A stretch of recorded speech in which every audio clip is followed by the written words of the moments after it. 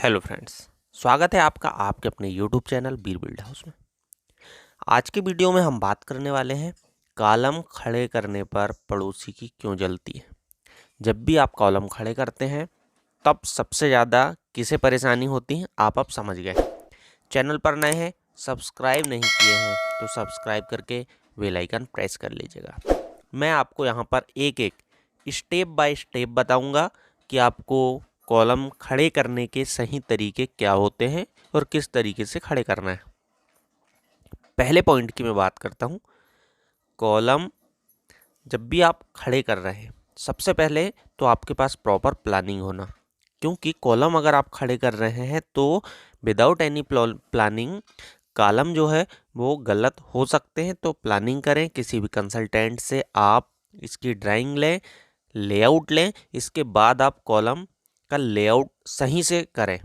क्या होता है कि इसमें आपको पूरे मेजरमेंट्स मिल जाते हैं तो गलतियां होने के चांसेस कम हो जाते हैं, या फिर आप मान के चलिए कि गलतियां बिल्कुल भी नहीं होती। और एक अच्छे घर के लिए या आप चाहते हैं अच्छा घर बनाना तो सबसे ज़्यादा ज़रूरी है कॉलम का सही होना। कॉलम सही नहीं होंगे तो घर भी सही नहीं बनेगा। इसलिए फर्स्ट पॉइंट कॉलम्स का लेआउट जो है वो सही करें। सेकंड पॉइंट की बात करूँगा, कॉलम का साइज़। कॉलम का साइज़ जो है आपका क्या है, प्रॉपर ड्राइंग में देखें, उसके अकॉर्डिंग आप गड्ढे कितने लेंगे, छोटे लेना है बड़े लेना है, ये देखें। डेप्थ उसकी कितनी जाएगी, गहराई, ये देखें। साथ ही साथ अगर मान लीजिए दो कॉलम साथ में आ रहे हैं तब भी आपको ये सुनिश्चित करना होगा, देखना होगा कि आप इन दोनों कॉलम का गड्ढा एक साथ कर सकते हैं या नहीं। जहाँ पर काली मिट्टी की बात है तो काली मिट्टी में आपको बीच में अगर कुछ हिस्सा बच जाता है 1-2 फीट तो वो आपको पूरा लेना पड़ता है, जैसे कि यहाँ पर किया गया है। देखिए ये पूरा बना दिया गया है जहाँ पर आपके 3 कॉलम आ रहे हैं, क्योंकि बीच में अगर आपका 2 फीट जगह भी बचती तो वो कोई काम की नहीं रहती। इस कारण पूरा आपको बेस बनाना पड़ता है, जिससे ज़्यादा एक स्ट्रेंथ भी मिलती है और ज़्यादा आप अच्छे तरीके से ऐसा करेंगे तो काम कर सकते हैं।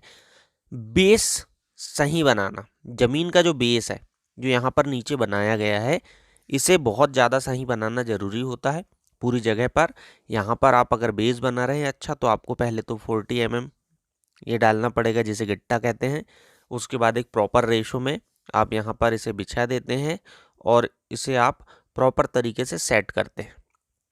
इसके ऊपर आपका कॉलम खड़ा होगा। तो कॉलम का जो बेस है वो एक अलग हो गया और ये हो गया आपका बेस जिसे पीसीसी बेड कहते हैं। ठीक है, तीसरा पॉइंट बात करूंगा मैं, पड़ोसी से क्लियर करें। पड़ोसी जो भी हैं आपके प्लॉट के पीछे की तरफ, प्लॉट के दोनों तरफ, एक तरफ तो आपकी रोड हो जाती है तो इनसे आप क्लियर कर लें। क्यों क्लियर कर लें, क्योंकि ये तब नहीं आएंगे जब आपका कॉलम खड़ा होगा, ये तब आएंगे जब आपका कॉलम खड़ा होके फाउंडेशन बन गई होगी। जब तक फाउंडेशन अगर आपकी बन गई है तब आपके पास ऑप्शन होता है कि आपका मटेरियल कम से कम फिर भी 1 लाख के आसपास का लग जाता है और वो आपको फिर तोड़ना पड़ता है। तो ये ध्यान रखें कि इनको आप पहले बुलाएं और इनसे क्लियर करें, क्योंकि सबसे ज़्यादा इनको ही प्रॉब्लम होती है आपके घर बनने के लिए। इसलिए सबसे ज़्यादा आपका घर ना बने इसलिए ये लोग ज़्यादा प्रयास करते हैं। इस कारण ध्यान रखें, ये मेरा पॉइंट जो है बहुत ज़्यादा इम्पोर्टेंट है कि पड़ोसियों को पहले बुलाएं और क्लियर करें कि कहीं आप उनकी जगह में तो नहीं है। अगर बनने के बाद आप उनकी जगह में नहीं भी रहते तब वो कुछ नहीं कह पाते, पहले से बुला लेते हैं तो ज़्यादा अच्छा होता है, जिससे पड़ोसी को कोई प्रॉब्लम नहीं होगी, आपका घर सही बनेगा। फोर्थ नंबर पर मैं बात करूँगा, जो आपके लाइन है उसे आप कवर का मार्जिन लेते हुए करें। जब आप कॉलम खड़े कर रहे हैं, जब आप ऊपर शटरिंग कर रहे हैं, फॉर्मवर्क कर रहे हैं, तब भी आप ये चीज़ देख लें कि आपका जो कवर है वो प्रॉपर है या नहीं। दूसरा, इसके बाद जो आपका फेस है वो फेसिंग सही है या नहीं, कॉलम का ओरिएंटेशन कि आपको जो फेस पर यानी कि 9x9, 9x12, 9x15 अगर आप कुछ ऐसा ले रहे हैं एक अंदाज से समझ लीजिए या ड्राइंग से, तो फिर आपको उसका जो लंबाई वाला हिस्सा है किधर रखना है ये चीज़ आपको देखना जरूरी होता है।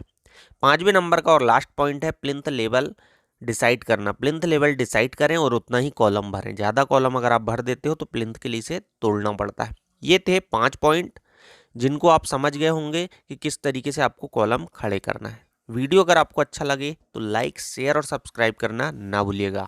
Thank you.